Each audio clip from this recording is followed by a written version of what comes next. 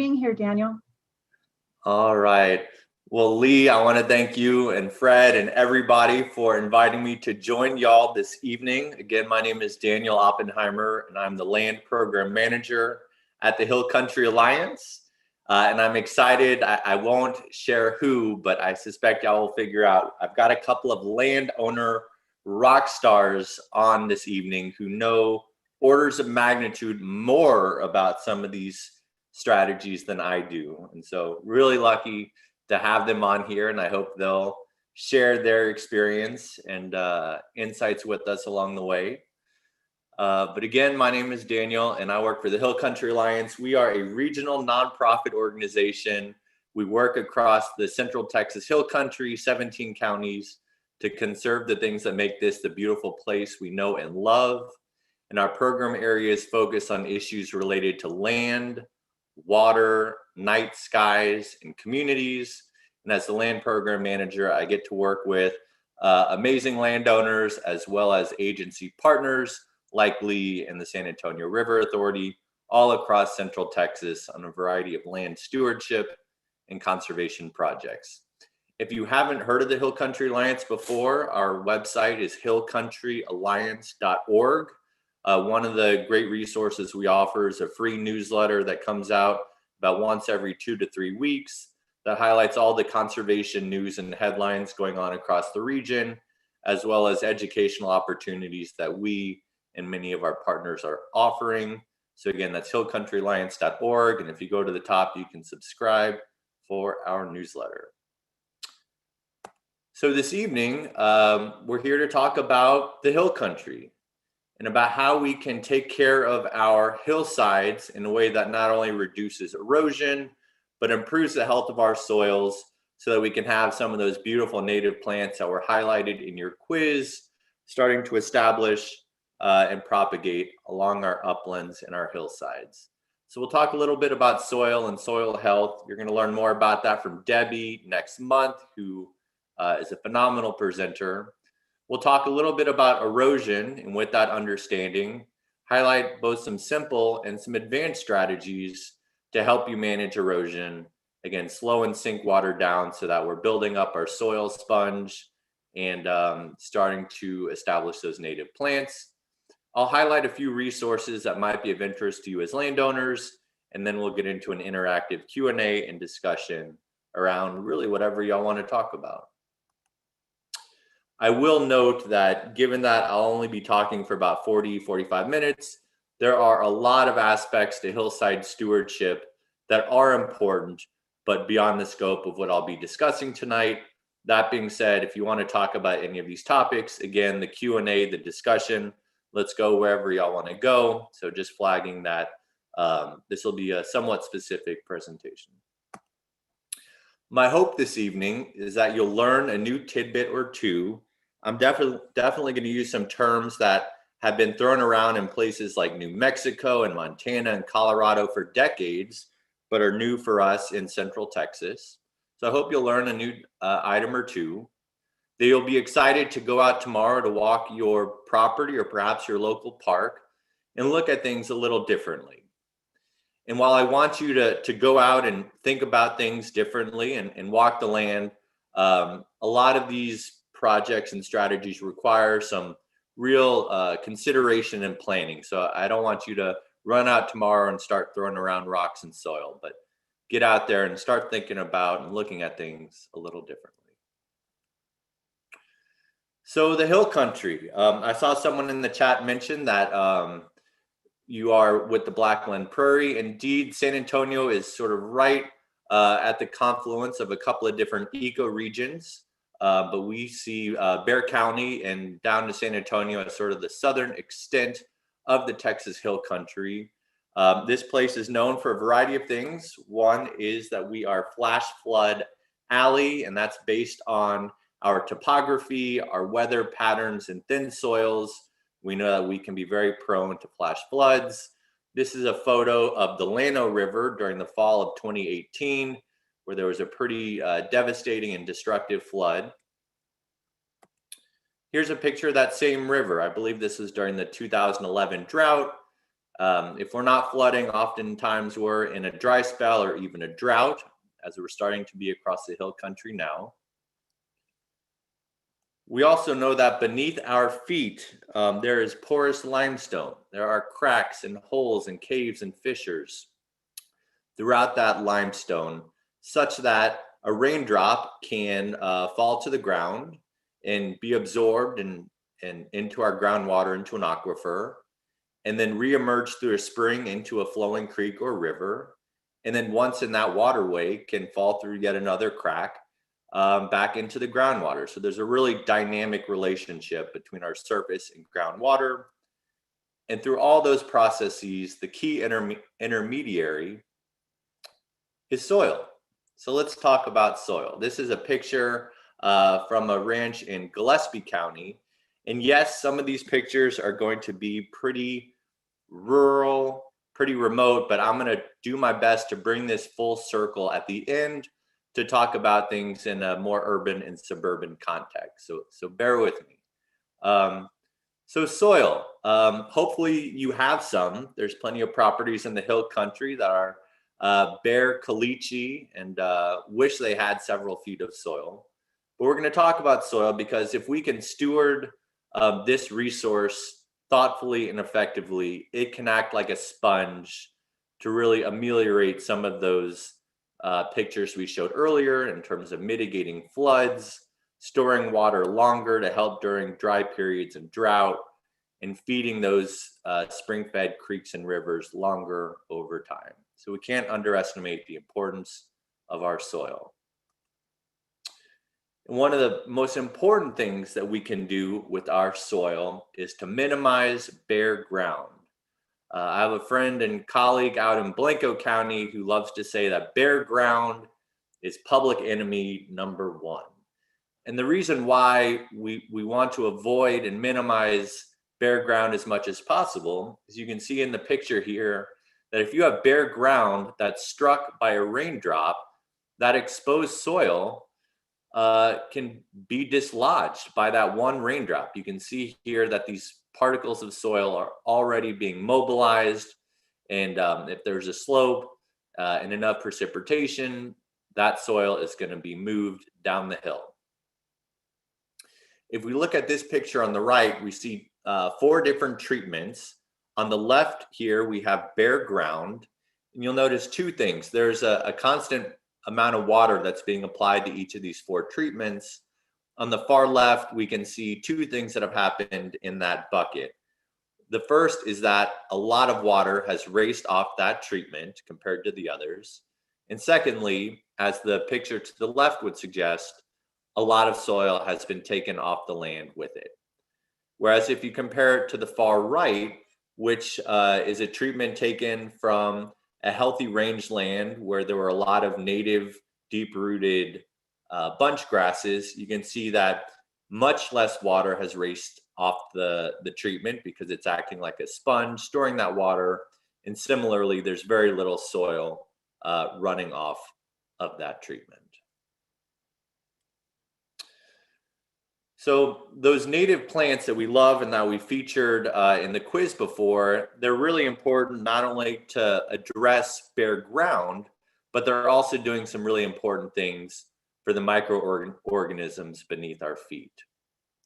And just like we're learning a lot about the microorganisms in our gut, we're also on this journey learning about this incredible ecosystem, again, beneath our feet. And so our native plants, just as they're providing great habitat, beautiful aesthetics, and protecting that otherwise exposed bare ground, through photosynthesis, they're also providing sugars to this array of microorganisms like bacteria and fungi. And these microorganisms in turn are providing the plants with water and nutrients and a variety of other resources. Microorganisms like fungi and bacteria also provide another key function, which is they help create the very physical structure of our soil.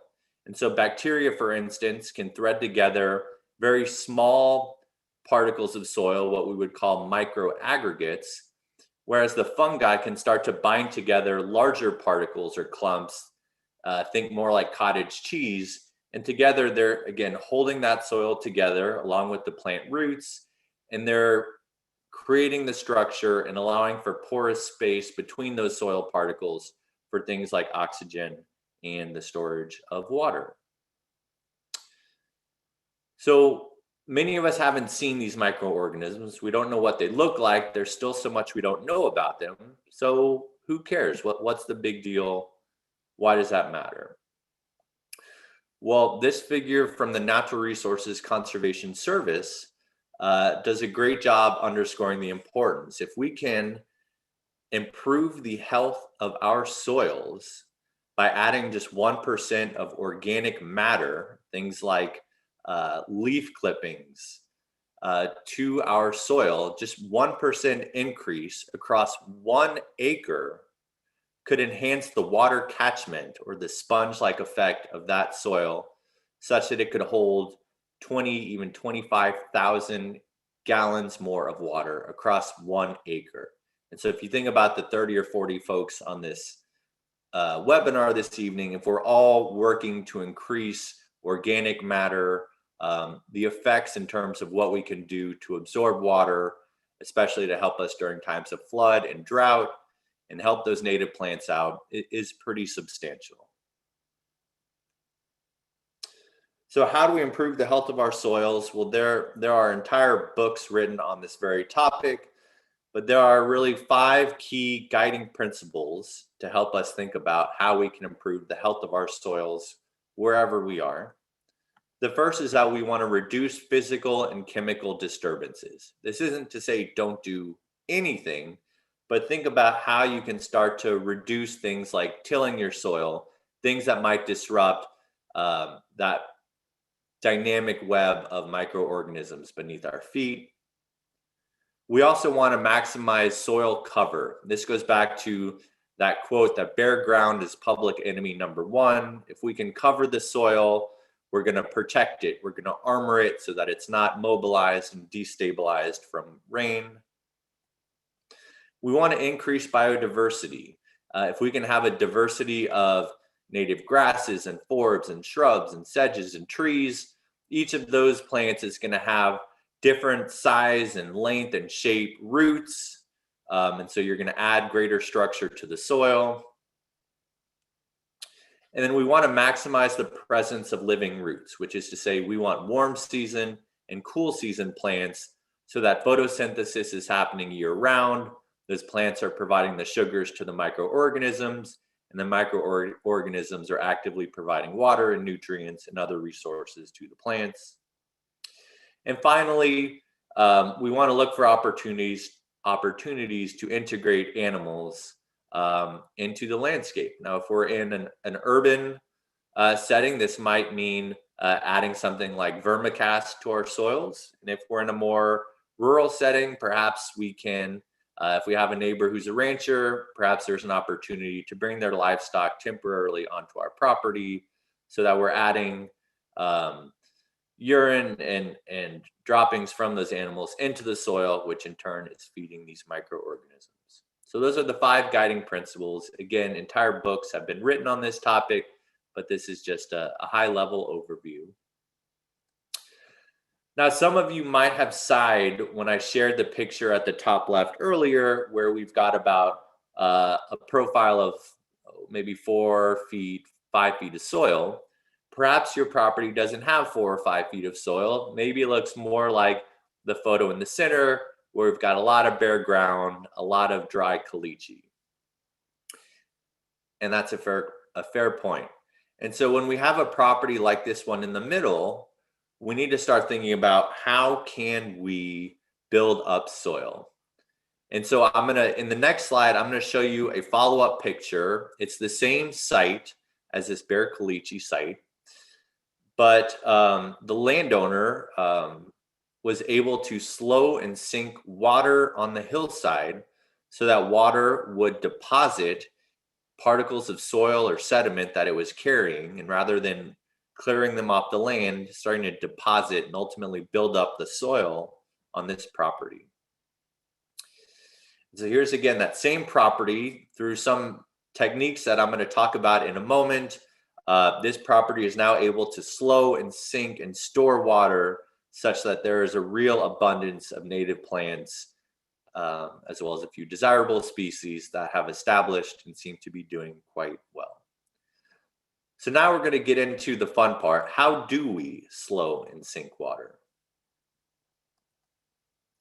To do that, we need to understand a little bit about erosion, how it happens. Especially, I think it's really easy if we have erosion on our property, there's always a temptation to think about it in terms of, well, what's happening just on my property? But it's worth stepping back to think about what's happening on a broader watershed scale.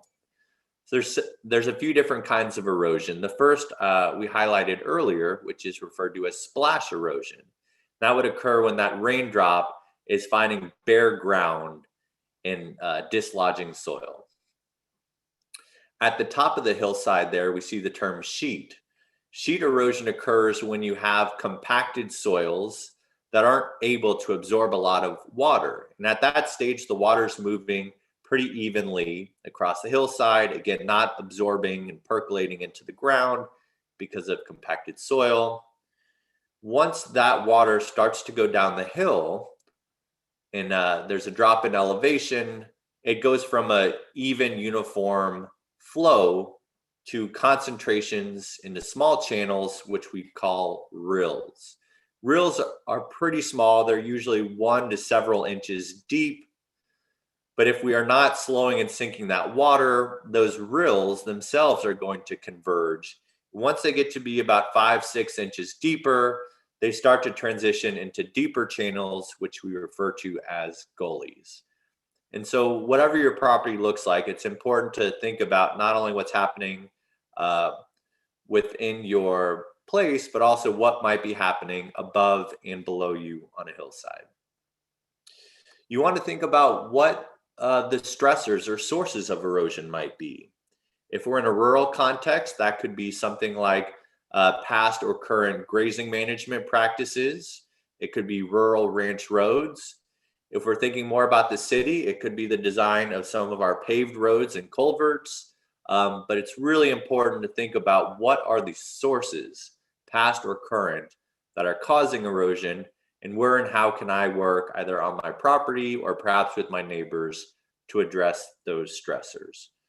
Once you've done that, then you can start to look at some of those eroded sites and start to think about how you can stabilize them.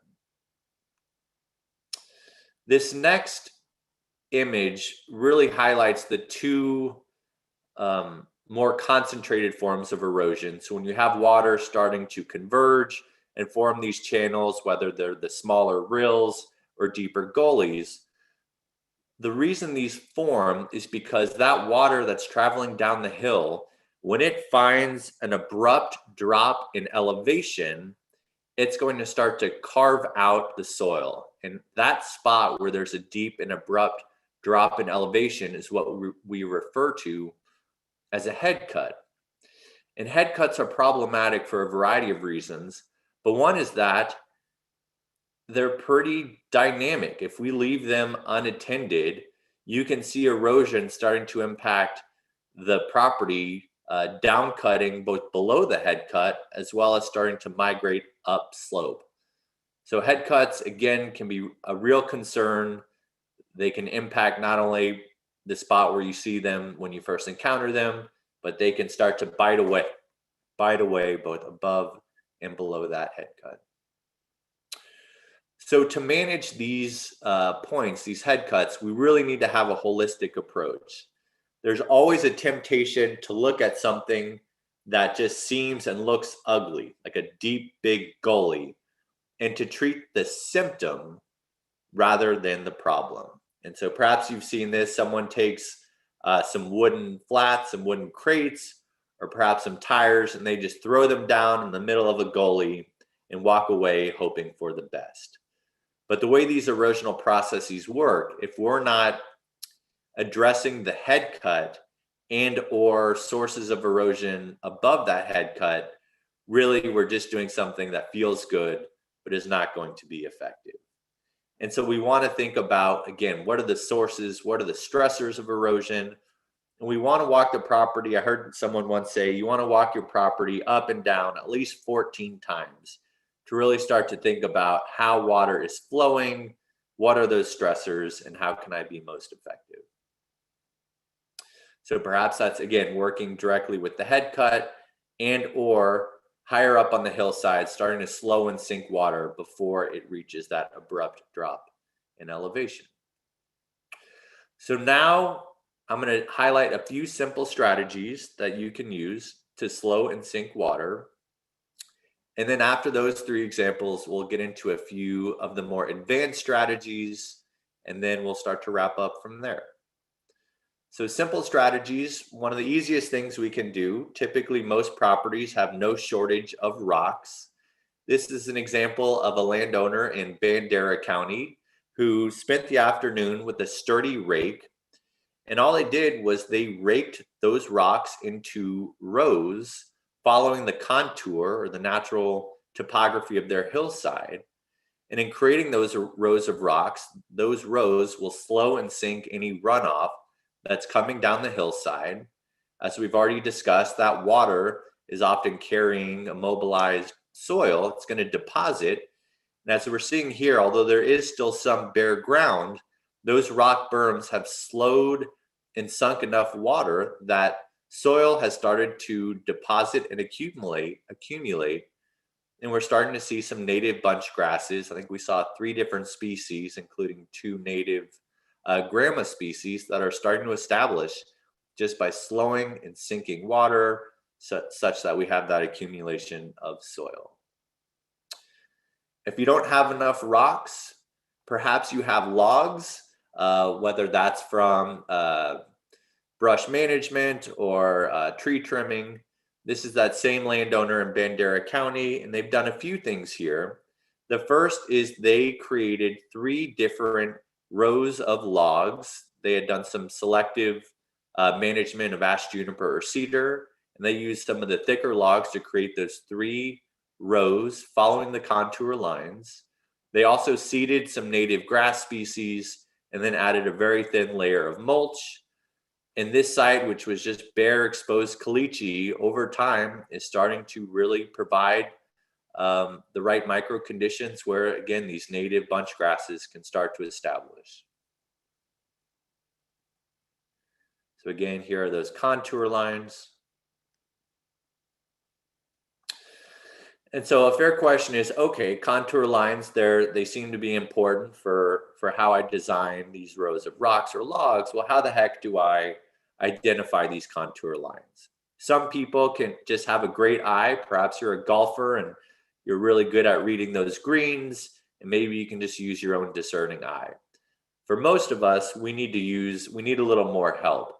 And so the picture on the right is a device called a laser level, which can help flag out those topographic lines, those natural contour features. They can be a little expensive, and so there's a few options. Either several landowners can pool resources together to purchase one, or you can schedule a site visit with an expert, someone like Natural Resources Conservation Service. A local staff person probably has a laser level and would come out to your property for free to help you flag those contour lines so that you're designing these structures in an optimal way to really slow and sink that water into your hillsides. The third, more simple strategy, which I suspect we're all familiar with, especially if we have a garden, is to use mulch or cedar slash. And for those folks who might do some thinning or selective removal of ash juniper, if you're going to use slash, it's important to try to keep it to a pretty thin layer, no more than say 2 or 3 inches. Once you get thicker than that, it's going to really suppress the germination of some of those native grass species. So again, we try to encourage a thin layer. I'm going to pause there. Lee, I know we said we're going to keep questions until the end, but I feel like I've been talking at y'all quite a bit. Are there any questions that you think would be appropriate to ask now before we keep going? If you want me to keep... No questions. There have been just a couple of comments, and maybe you might want to elaborate just a bit. So I'll just read the comments. Okay. The head cut seems to be a point where most of the potential energy is concentrated, and reducing that concentration of energy seems to be the crucial thing. And then another comment is that we can use these strategies that you're talking about at a smaller site scale, like a small urban yard. Absolutely. So yes, those head cuts again are really critical areas. We want to figure out how we can stabilize them. And I'm about to, in I think just the very next slide, give an example of how we can start to stabilize those critical head cuts. And then yes, these strategies, although the pictures are from a rural context, absolutely can be incorporated on smaller properties in a more city or urban context. And at the very end, I'm going to show a couple of pictures just to demonstrate that. And then I hope you'll share, all of you, if you have experiences, I hope you'll share what's working well for you. So yes, great comments, spot on, and they tee me up pretty well for the last section of this presentation. So advanced strategies, whereas the others are pretty easy, pretty simple, they're fairly low risk. The next three strategies I'm going to share are quite a bit more complicated, require a lot more planning. There is some math that needs to be done, and there is a little bit of risk. When you're starting to move soil and disturb a site, there's always going to be a little bit more risk. So yes, those head cuts are critically important to figure out how can we stabilize them so that they don't continue to down cut as we move down the hill, as well as migrate up slope. So how do we do that? Well, there's a variety of strategies that we can use to stabilize those head cuts. I'm just going to give one example this evening. And if you'd like to learn more, you can email me. And I've got several resources I can share that highlight a few other strategies. The example that I'm going to discuss for how we can stabilize a head cut is something called a rock run down. A rock rundown. So here's an example of a head cut on the left. Water is racing down the hill as in a manner suggested by those blue arrows. And it's about at that point where we have this abrupt drop in elevation. This head cut is a couple of feet of drop in elevation. And you can see sort of a scar where that water has dropped down the head cut and really started to bite into that hillside. And so a rock rundown is a structure that relies on careful, thoughtful placement of rocks in a way that covers the full length and width of that head cut. And so here we see a landowner who's starting to place those rocks together in a very careful manner. We want to be resourceful and use what materials we have. I will say though that angular rocks typically fit together better than say round rocks. But again, I'm all for using what you've got and doing the best you can. In this particular example, you can see that there's a lot of native grass on the site. And so the landowner decided not to disturb that existing vegetation, but rather to place these rocks into that exposed head cut. In other situations, though, there may need to be some disturbance. And so I'm going to provide a visual now for how a typical rock rundown is created, again, to stabilize that head cut. But before I do that, here's a picture of that complete rock rundown on this property in Bandera County. Again, look at those rocks. They are covering the full length and width of that eroded feature, such that water, when it's coming down the hill, is going to, as the name suggests, run down those rocks. It's going to be slowed down. Some of it's going to start to fall between the cracks and be absorbed into the soil, and it's going to be depositing any particles of soil that it's carrying from upslope. So again, we're slowing and sinking water, and we're stabilizing that head cut. With other sites where we have a head cut, we might need to be a little more heavy-handed. So this is a side profile of what that head cut might look like. Again, that head cut is simply an abrupt drop in elevation. You'll see that there is a grass here that is growing there. That's important. We'll say that is a little blue stem grass that's growing happily right there below the head cut. To the extent possible, we always want to incorporate existing plants into the design rather than to remove them, because they've got existing root systems that are already helping do a great job to stabilize the soil, to cover it, and to keep things in place. So with this example, we're going to do a few more things. The first thing we're going to do is if you have a really big, dramatic drop in elevation, you might need to move the soil to create a much gentler slope, perhaps as much as a 3-to-1 ratio. And the way you do that is you can remove soil from the top of the head cut and then even it out, again, a gentler slope. Notice that in the diagram below, the plant is still in its place, and we're going to build this rock rundown incorporating that vegetation. So the first thing that you do is you dig a very small trench, and you place your big footer rock such that it's only sticking out of the ground about 1 or 2 inches. That footer is sometimes referred to an apron. And the reason we do that is so that when water is falling down the end of that feature, we want it to be a smooth transition to the soil and not dropping like the original head cut. Once we've dug a trench and installed that footer rock so that it's only sticking about 1 or 2 inches above the ground, then we start to build the rest of that feature, as we saw in the pictures earlier, with rocks covering the full length and width of that eroded area. And then at the top, we place what's called our header rock.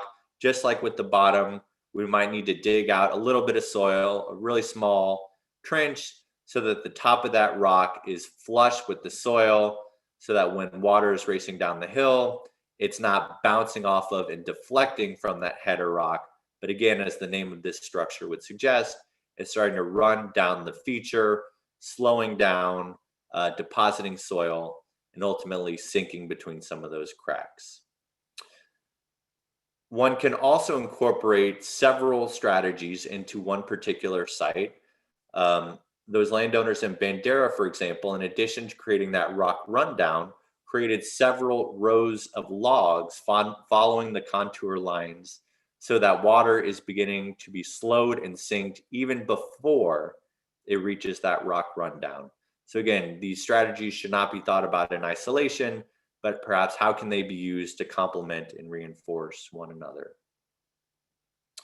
So whereas the rock rundown is a strategy we can use to stabilize a head cut, there are other strategies we can use to slow down and sink and store tremendous volumes of water. And so here are 2 examples of berms and swales. A swale is simply a trench that you dig following the contour lines of the hillside. And then what you do is you can either use the soil that's removed from creating that wide, narrow swale and placing it on the downhill side of the swale to create your berm, and or you can bring in additional soil or other material from offsite to build that berm. Again, if you're going to be disturbing a site, moving soil around, there are some risks associated with that level of activity, and there are some calculations that you need to do to make sure that you are sizing and placing these berms and swales in an effective manner. And so on the left side, I've got some landowners in Blanco County. I've got them sort of in the middle of the photo for scale. They've dug 2 different berms and swales, conducted a broadcast seeding of native grasses, and then covered that seeding with a thin layer of mulch. On the right, we have landowners in Bandera County who have dug likewise 2 different berms and swales, and they're currently evaluating this practice and seeing how it's looking and whether it will be able to slow and sink water coming off that road in the next rain event. Again, there are some calculations that need to occur. There's a variety of factors, including the size of the drainage, soil, that go into determining how big these systems are, how many of them are created, and where they're placed on the hillside. So yes, some expertise might be needed to create these effectively. The third and final advanced strategy that I'm going to highlight is something called a media luna, or as its name would suggest, a half moon. The media luna is designed to take concentrated flows and spread them out. And there are a variety of reasons we might want to do this. We've already talked about the benefits of slowing and sinking water, but perhaps you have a dry pasture that really needs additional water. And so if we can slow water down, sink some of it, and then spread it out in a more even way, there are a variety of benefits that will come to the land by doing that. So again, here it's subtle, but there's some concentrated water that's starting to flow down this pasture. We build these media lunas similar to the other rock structures. We start at the bottom. We might dig a very small trench so that those base rocks are fairly flush, maybe an inch or two above the soil. And then the two tips of the media luna should approximately reach the same contour line, such that they are going to slow and capture a lot of water, trap sediment, and ultimately spread that water out across the pasture. So with that, again, I recognize that some of these terms are very new for us in Texas. So I'm going to do a quick recap. We talked about 3 advanced strategies.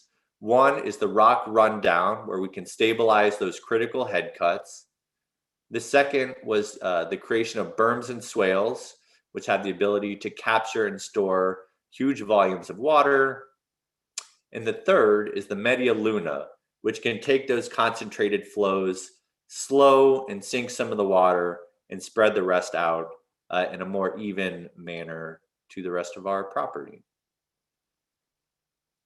With that, I now want to transition. Someone asked or made the point, hey, these things are not just for rural areas, they can fit into a more suburban or urban context as well. And yes, I totally agree. This is definitely true in our city parks. This is a good intentioned example where at a municipal park, the managers acknowledged that erosion was happening and decided to place a large volume of rock in this eroded feature to address the erosion. However, they did not address the nick point or that head cut effectively in how they placed the rocks. And so ultimately what's happening is that water, as it's moving down the hillside, it's going to hit these rocks and pinball off to the sides. And we see quite a bit of erosion occurring on this side. And it's a little harder to see, but it's happening on the other side as well. And so go to your local park, take a look. I suspect you'll see examples like these where, again, good intentions for adding rock material to slow and sink that water. But if we're not stabilizing the head cut, if we're not slowing and sinking water, perhaps uphill from this feature, then we've got good intentions, but the erosion is going to continue. To bring it perhaps away from city parks to our own properties, driveways can often be sources of erosion. This is an example of a landowner who created a feature that's sort of a hybrid between a rock rundown and another feature, which I did not discuss, called the Zuni Bowl. They also use something called a one rock dam. So several rock structures, again, to slow and sink water that's coming down the hillside behind their house and ultimately picking up a lot of speed on their driveway to slow and sink that water, reduce erosion, and build up the soil profile. And then there are things we can do in our front yards as well. You know, if we can find ways to reduce pervious cover with our walkways, such as using individual stones, or perhaps with our landscaping. I love this picture on the right. This landowner seemingly used 3 different methods that we highlighted this evening. The first is to use a thin layer of mulch or cedar slash. The second, not entirely, but this curved rock formation starts to mimic a bit of a media luna, which again slows and sinks and starts to spread water back out. And then again, a little bit of a stretch, but we've got that row of rocks at the bottom. And each of these strategies is going to complement and reinforce one another. So yes, these strategies for slowing and sinking water absolutely have their place in our front yards and our backyards and our city parks too. So a few resources before I close out. There are a number of great organizations that can provide you additional educational and technical resources. One of my favorites is based in New Mexico called the Quivira Coalition. If you go to their website, they have a link to technical resources where they just have amazing information about designing roads, using some of these advanced methods with rocks, again, to slow and sink that water. There's an organization that actually has a local base in San Antonio, the National Center for Appropriate Technologies Soil for Water program. If you want to learn more about how to enhance soil health, NCAT Soil for Water is local. I'm not sure if San Antonio has any active permaculture groups, but the field of permaculture has a lot to offer in terms of how we use the shape of the land to slow and sink water. I mentioned the USDA's Natural Resources Conservation Service. Oftentimes their offices have a laser level and they can help you flag out those contour lines to inform the design of some of these methods. And then there are several agencies, including the US Geological Survey and the Texas Forest Service, that have amazing mapping resources, free mapping resources online if you go to their websites, to help you look at the topography and other natural features of your property. And then the Hill Country Alliance, we have several resources that we've developed that really flesh out some of these simple as well as advanced methods. I will send those to Fred afterwards, and perhaps he can share those with you or folks who are interested. With that, I'm going to stop talking. Well, I lied. I've got one last slide. If we can slow and sink water, we're really going to see a lot of benefits, whether we're in an urban or rural or suburban context. If we can slow that water down and trap sediment, ultimately, if we can accumulate enough sediment, we're going to see those native plants starting to germinate, which benefits us and wildlife. And if we're in a more rural context, our livestock as well. It's going to dissipate energy from rainfall, which, as we showed with the Llano River, is going to mitigate floods. Storing water is going to reduce erosion. It's going to store that water in the land like a sponge and ultimately feed our aquifers, which in turn feed those spring-fed creeks and rivers. So with that, I'm going to stop. Here's my contact information. Again, if you'd like to learn more about the Hill Country Alliance, we're at hillcountryalliance.org. We've got a great newsletter, a lot of great free educational resources, so be sure to look us up.